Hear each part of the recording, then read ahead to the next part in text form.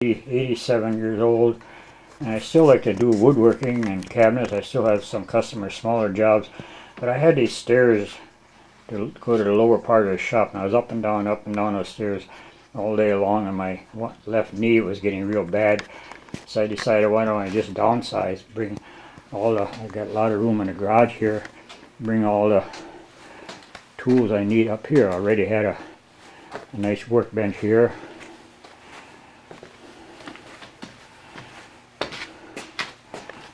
It's the same as downstairs. And a nice router table. And I still had my compressor here, so I got air for all the tools. And my granddaughter wanted to work with me too, so she wanted to make some models, so I set up a little kind of shop for her here. She got a little jigsaw and a little drill press, and then I give her part of my workbench here, so she's got all her stuff in here. She can just, when she's done working, she just closes the top up here. And she's got a little drawer here for extra stuff, so she's real happy with that. And what I have here is the bathroom I put in when I originally built the building here, and then the sink and the toilet.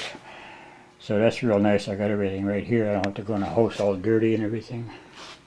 And then over here I have two overhead doors for car. We don't put cars in here, never did. And in the summertime I can open those up, and I got a real nice opening, nice airy shop, where downstairs it was always kind of closed in like that. And here I put in just a bench, assembly bench, and break down my plywood. I break it down with a skill saw. And here's a cabinet I built in this shop. It's about 5 feet wide and about 6-7 feet high. It's made in two sections so I can get it into the house. And I made that in this shop here, all the doors and everything. And I still have my drying racks and my spray equipment. It always was up here, so now it's real nice. I got it handy. And then I got a nice table saw here. It's just one of those job site saws, but I want to spend a little bit of time on the table saw, showing you just how you should be operating a table saw, because they're the best tool in the shop, but it could be dangerous. You gotta be careful, especially job site saws.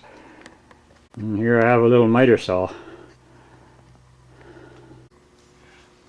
Okay, now I'm going to continue on here now with downsizing my shop, but I was thinking as I'm doing this thing, this would be a nice size shop for anybody that wants to continue in woodworking or start in woodworking.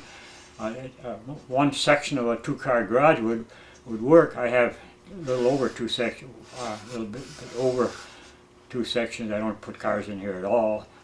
But so if you did that, you're going to need some tools, and the first tool, of course, you need is a table saw. And the most practical one to buy, of course, is one of these job site table saws, because they make some real nice ones. Now this here is a Jet, and that's a very nice one. But there's several things about them that are really kind of tricky. You have to be real careful with. The biggest thing is on this saw blade here. They don't have a zero insert here. You got over 3/8 of an inch on this side and about 1/4 inch on this side. So if you're cutting something, that stick, if you're cutting here, that stick, if you're cutting this about 1/4 inch here, that stick, as it's going through, it could go right down in there. So the trick of it is to go through here, up to about here, just so you got it on here yet, and then just simply pick it up, and I'm going to turn it on and show you.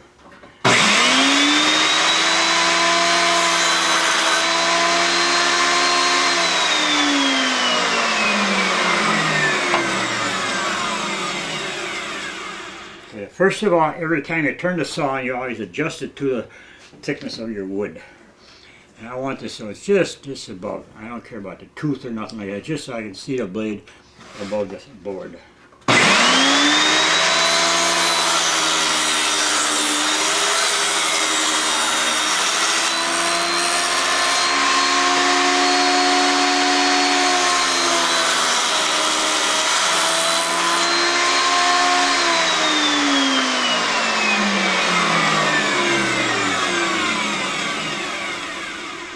Now if you notice, I went this far, and I picked it up like this, and tipped it over and went the rest of the way.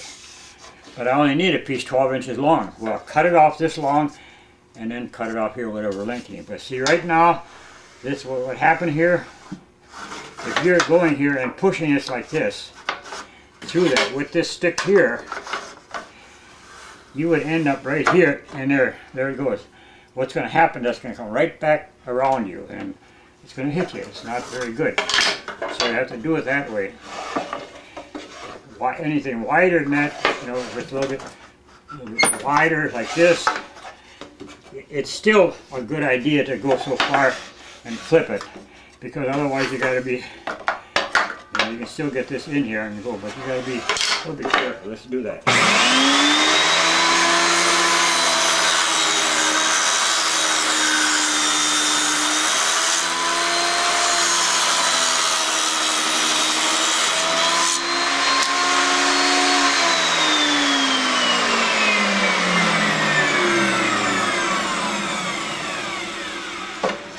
See, that was wider, so we just stay right there. That's fine. In job site saws, it doesn't matter too much because you're just doing rough cutting out in a field like that. But you're going to be taking this in your shop and going to do fine cabinet work, and it's capable of doing very fine cabinet work. And you have to be real careful that way. Now, there's another thing. Sometimes I want to make like models, which I had made a lot of models, and my daughter is making some now. I have a little thing here. Very simple, and very easy to make. It's just a piece of real thin plywood. I set it up like that, and I just take a clamp on each side over here, and then I put the straight edge over here. Now I'm going to show you what you can do with that.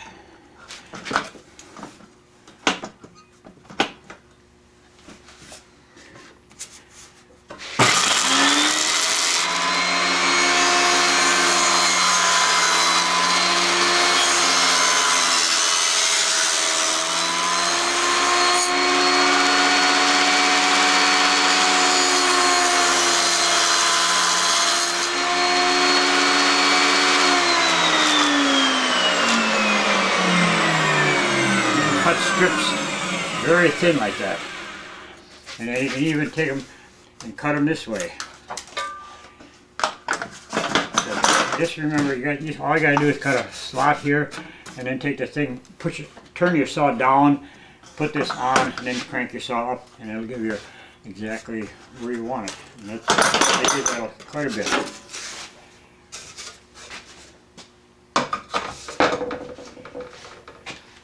Now, push sticks. You need push sticks. I'm saying sticks, not push stick. One stick. This is probably the most versatile one here. And normally I would have this tied up here on the rope with a pulley through it so it's all riddled. But you need this quite long here, because you want to be able to pat it out, roughly not quite a 45-degree angle, because then this will hold it down and push it through. When you got a stick that you're just pushing through, there's nothing to hold it down. And that's for real narrow stuff. But once you start getting wider, then what I do is I start going with wider pieces. So I got like this. Let's take a little piece of plywood here. Okay, first, set my saw.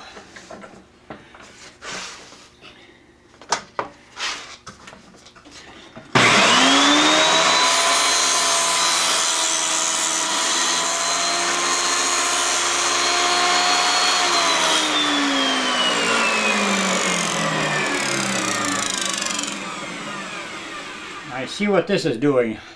I got a good handle here. I'm pushing down, and I have a hook on a thing on the back here to catch the board. You don't want to use a rubber thing where you got to press on there and use it as a rubber as a guide, because that can slip. So then you can just push it right on through like that. I'm going to go ahead and finish it off.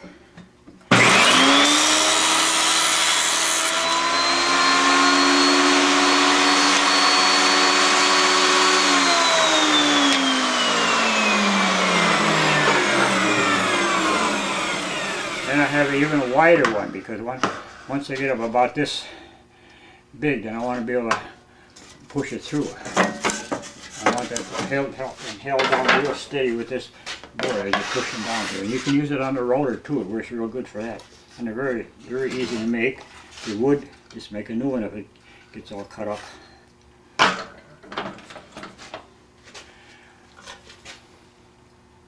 There's another thing I like about this saw so much. I can take this plate off of here and get in here with my vacuum cleaner and then suck all the sawdust out because it's all pretty well sealed in all the way around here. Just catch it and keep it there for you. And a small blade like this, you don't need it you don't have to clean it very often.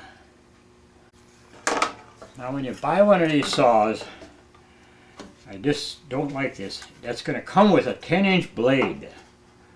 This saw was never ever made for a 10-inch blade. Somebody got the idea, oh, maybe we can sell more if we have a 10-inch blade. The motor is not big enough. You can burn them up fast. And the first one I had that they made was a Delta, and that had a 8-inch blade on it. And that worked out quite well. But I'm suggesting go with a 7 1/4-inch blade. It's the same blade you use on your skill saw. You can still cut 1.5 inches with it. And if you want to see a video on it, just go to my YouTube site and go Taming Your Table Saw. Watch that whole video and you'll get a good idea why I suggest this blade. But never put a 10-inch blade on there. If you go to the store and buy it, tell the customer, tell the clerk that's waiting on you, tell them, I don't like that 10-inch blade. Could you please take that 10-inch blade off of there and put a 7 1/4-inch on there for me, then I'll buy it. Thank you very much.